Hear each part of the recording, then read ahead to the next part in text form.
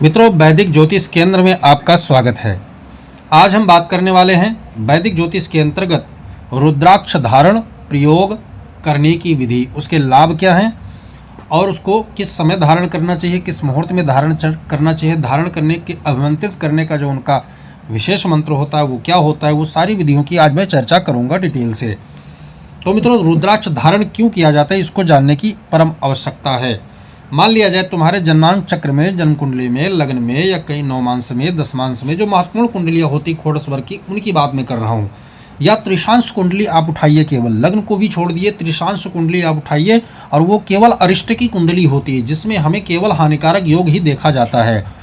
तो उसको उठाइए और उसमें देखिए कौन सा ग्रह हमारे किस क्षेत्र को हानि पहुँचा रहा है, उसको देखिए। प्रबल आप निकाल लीजिए, उनमें जो भी ग्रह प्रबल आ रहा है यानी कि 100% हानि कर रहा है, 80% हानि कर रहा है, 50% तक आप उठा लीजिए, तो उनमें से आपको ये पता चल जाएगा कि हमारा कौन सा ग्रह हानिकारक है। उस ग्रह को पकड़ेंगे आप तो आपको ये पता चल जाएगा कि इस ग्रह का हमें रुद्राक्ष धारण करना है। जब घोर अरिष्ट होता है ग्रहों के द्वारा तभी हम उसका रुद्राक्ष धारण करते हैं। समय क्या होता है?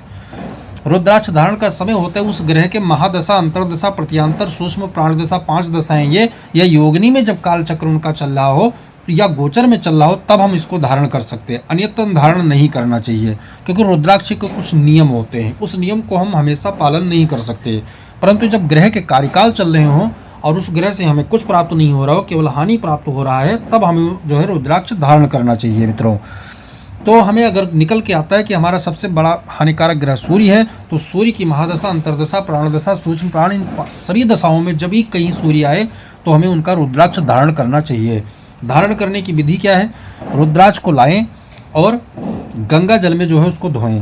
गंगा जल में धो करके उसको जो है सूर्य के मंत्र से, ओम घृणी सूर्य आदित्याय मंत्र आप ले सकते हैं, सूर्य का बीज मंत्र भी आप ले सकते हैं, या सूर्य का पौराणिक या बौद्धिक मंत्र जो भी आपको हो उससे, या किसी मंदिर में जाकर पंडित जी से अभिषेक करवा लें, उसको जो है अभिमंत्रित करवा लें। उसके बाद सूर्य के प्रथम होरा यानी रविवार के दिन पहला होरा जो होता है वो रविवार यानी सूर्य ग्रह का होता है, उसी में आपको धारण कर लेना है। पूर्व दिशा की तरफ मुख करके लाल धागे में आप इसको धारण कर सकते हैं। मित्रों, तो ये रहा सूर्य का कौन सा रुद्राक्ष होता है। सूर्य का एक मुखी रुद्राक्ष धारण किया जाता है। मित्रों, एक मुखी रुद्राक्ष जो है सूर्य ग्रह के लिए धारण किया जाता है, सूर्य जनित जो है कष्ट से निवृत्ति के लिए। कौन सा कष्ट? आप मार्केश हटा सकता है, ये नकारात्मकता हटा सकता है, ये अगर आपका प्रबल बाधक के रूप में तो ये हटा सकता है। अशुभ ग्रह योग के साथ बैठा है, जैसे ग्रहण योग में बैठा हो तो हटा सकता है। ये काल सर्प योग में फंसा पड़ा हो, दशा चल रही हो उसकी, तो ये हटा सकता है। इस अवस्था में रुद्राक्ष धारण करना बहुत ही लाभकारी होता है। चंद्रमा ग्रह के लिए भी ऐसी स्थिति में अगर पड़ा हो चंद्रमा आपका, तो चंद्रमा के लिए भी रुद्राक्ष धारण कर सकते हैं। चंद्रमा के यानी सोमवार के दिन प्रथम होरा आता है, उसमें आप इसको धारण करना है। दूध में इसको जो है धोना है और सफ़ेद धागा जो होता है ना, श्वेत धागा, सफ़ेद धागे में इसको पिरो करके इसको धारण कर सकते हैं। अच्छा, चंद्रमा के लिए जो है चांदी के बीच में आप जो मनका भी लगा सकते हैं। तो चंद्रमा को के लिए जो है कौन सा नग रुद्राक्ष धारण करना है? 2 मुखी रुद्राक्ष आप चंद्रमा के लिए धारण कर सकते हैं। मित्रों, मंगल ग्रह की बात करें, चंद्रमा ग्रह का जो अभिमंत्रित मैंने मंत्र बताया था वो क्या है? आप बीज मंत्र भी उसके ले सकते हैं और पौराणिक वैदिक मंत्र से अभिषिक्त करवा सकते हैं इसको। मंगल ग्रह की बात करें तो मंगल ग्रह के लिए 3 या 11 मुखी रुद्राक्ष धारण हम कर सकते हैं। लाल धागे में इसको पहनना है। मंगलवार के दिन प्रथम होरा जो मंगल का ही आता है। होरा निकालने की विधि ये है, सूर्योदय को आप देखें, सूर्योदय की गणना निकालें, कितने बजे सूर्योदय हो रहा है। मान लिया जाए सूर्योदय 6 बजे या 6:15 बजे हो रहा है, तो आप वहाँ से 1.25 घंटा और आगे बढ़ा दीजिए, यानी 7:15 बजे तक का मंगल का होरा रहता है। ठीक दूसरा होरा जब आता है उससे ठीक 7वें वार का यानी ग्रह का आता है। जब हम दूसरी बार होरा की तलाश करेंगे तो वो दिन में 1:30 बजे से लेकर 2:30 बजे तक के बीच में दूसरी बार वो रिटर्न करता है वो ग्रह। तो मंगलवार के दिन प्रथम होरा में आप इसको धारण कर लें। सुबह पहले लाल धागे में धारण करना है और गौमूत्र में, मित्रों गौमूत्र में इसको जो है धोना है। हम बुध ग्रह की बात करें तो बुध ग्रह के लिए 4 मुखी रुद्राक्ष धारण किया जाता है। धागा हरे रंग का होना चाहिए और बुधवार के दिन प्रथम होरा में इसको धारण कर सकते हैं। बुध ग्रह के बीज मंत्र या पौराणिक मंत्र या वैदिक मंत्र से इसको मंत्रित करवाएं और गंगा जल में इसको धो लें। धारण करने की विधि होरा में या सेकंड होरा जो आएगा उनका, यानी दोबारा जब रिटर्न करेगा बुध ग्रह तो वो 1:30 बजे से 2:30 बजे के बीच का समय होगा मित्रों। बुध जनित रोग से, बुध जनित पीड़ा से, बाधा से, नारकेश से, नकारात्मकता से मुक्ति पाने के लिए इसको धारण कर सकते हैं। हमने बताया कि जब ग्रह की महादशा, अंतरदशा, कोई भी दशा चल रही हो, 5 दशाएं योगिनी समेत 6 और गोचर में भी अगर उनका कालचक्र चल रहा हो तभी इसको धारण करें।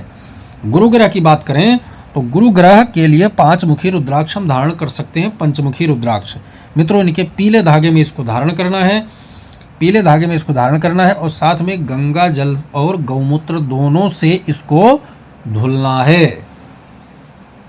बृहस्पतिवार के दिन प्रथम होरा में या द्वितीय होरा में कभी भी धारण करें, बृहस्पति ग्रह के मंत्र से अभिमंत्रित करवा करके। शुक्र ग्रह की बात मैं करूं तो शुक्र ग्रह के लिए 6 मुखी रुद्राक्ष धारण किया जाता है मित्रों।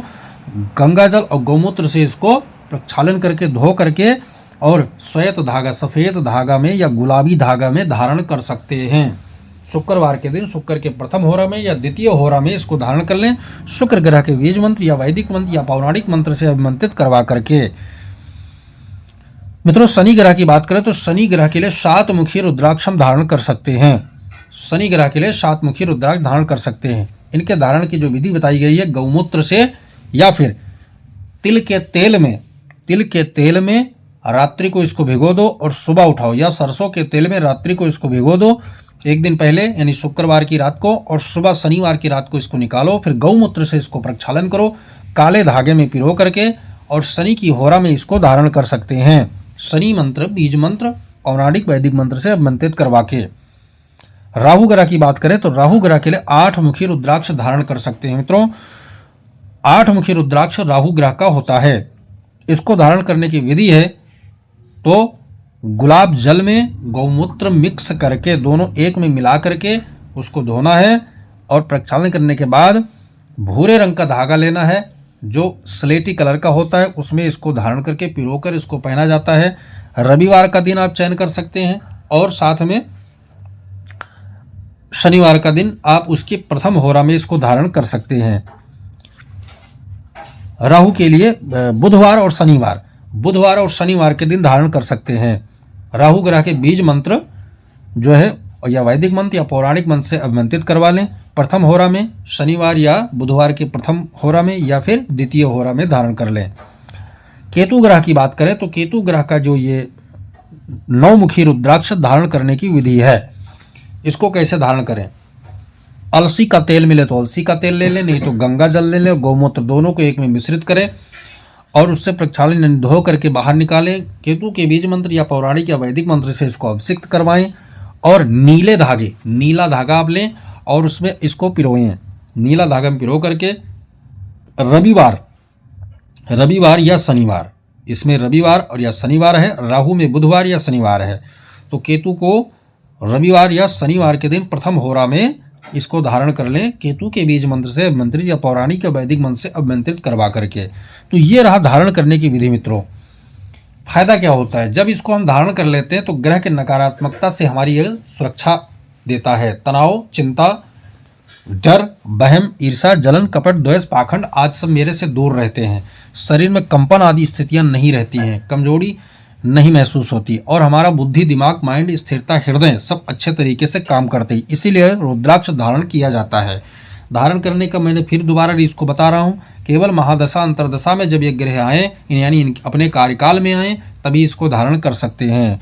पहले धारण नहीं करना चाहिए क्योंकि इनके बड़े नियम होते हैं, उस नियम को हम पालन नहीं कर पाते, वो फायदा के जगह पर हानि करने लगते हैं। इसलिए जब कार्यकाल आए तो हमें सशक्त होकर नियम का पालन करना चाहिए और महादशा, अंतर्दशा, प्रत्यांतर, सूक्ष्म प्राण 5 दशा ये और योगिनी दशा में या फिर गोचर काल में जब ग्रह आए तब हमें धारण कर लेना चाहिए मित्रों। तो ये रहा रुद्राक्ष धारण करने की संपूर्ण विधि, तरीका।